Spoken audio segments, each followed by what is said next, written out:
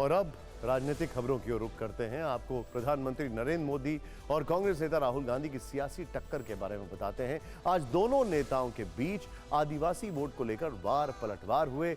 वैसे पीएम मोदी और राहुल गांधी के बीच की दूरी करीब 550 किलोमीटर थी, लेकिन दोनों ने अपनी रैलियों के लिए दो ऐसी जगहों को चुना जहां आदिवासी वोटर असरदार हैं।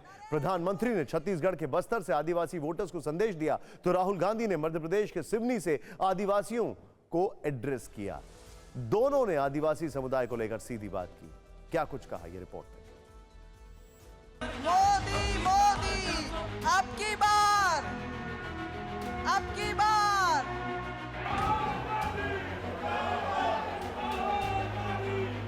जनजातीय समाज हमेशा भाजपा की प्राथमिकता रही है।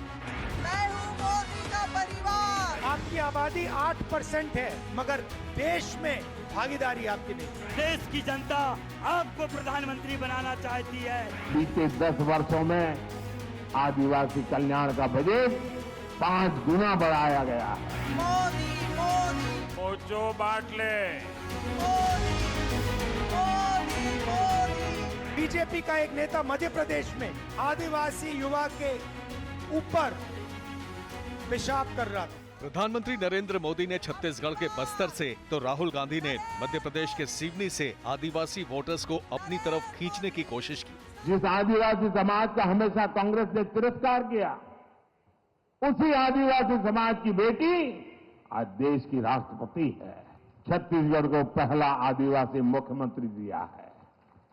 भाजपा ने ही आदिवासियों के लिए अलग मंत्रालय, अलग बजट बनाया है। प्रधानमंत्री ने बस्तर से आदिवासी समाज को अपनी सरकार के काम गिनाए, तो राहुल गांधी ने सिवनी में सवाल पूछकर काउंटर अटैक किया। 90 में से एक अफसर आदिवासी है।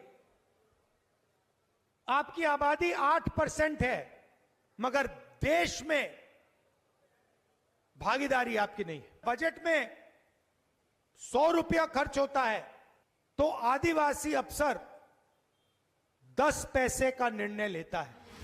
चुनावी मंच से ये तीखी बयानबाजी आदिवासी वोट के लिए है। राहुल गांधी मध्य प्रदेश के सिवनी में थे, जहां आदिवासी आबादी करीब 38% है।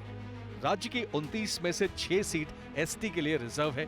बस्तर में आदिवासी आबादी करीब 66% है। छत्तीसगढ़ की 11 में से 4 सीटें एसटी के लिए आरक्षित हैं।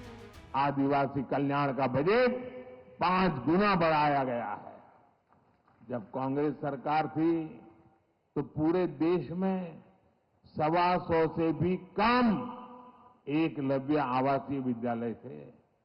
आज सिर्फ छत्तीसगढ़ में ही 70 से अधिक एकलव्य विद्यालय है।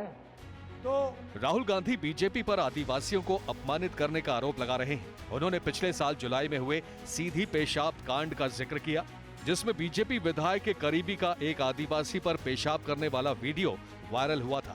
बीजेपी का एक नेता मध्य प्रदेश में आदिवासी युवा के ऊपर पेशाब कर रहा था। उस वीडियो को ये लोग वायरल कर रहे हैं।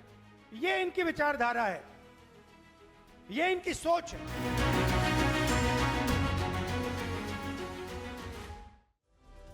सवाल यह है कि आज एक ही दिन में प्रधानमंत्री मोदी और कांग्रेस नेता राहुल गांधी ने अपनी रैलियों के लिए आदिवासी इलाके को क्यों चुना। आपको कुछ नंबर्स दिखाते हैं, जिससे आपको इसकी वजह समझ में आएगी। लोकसभा चुनाव के नतीजे तय करने में आदिवासी वोटर्स की भूमिका काफी अहम है। देश में आदिवासी समुदाय की आबादी 10 करोड़ 40 लाख से ज्यादा है, जो देश की कुल आबादी का करीब 8.6% है। आदिवासी समुदाय के लिए पूरे देश में लोकसभा की 47 सीटें रिजर्व हैं, यानी ये वो लोकसभा सीटें हैं जहां आदिवासी वोटर हार जीत का समीकरण तय करता है।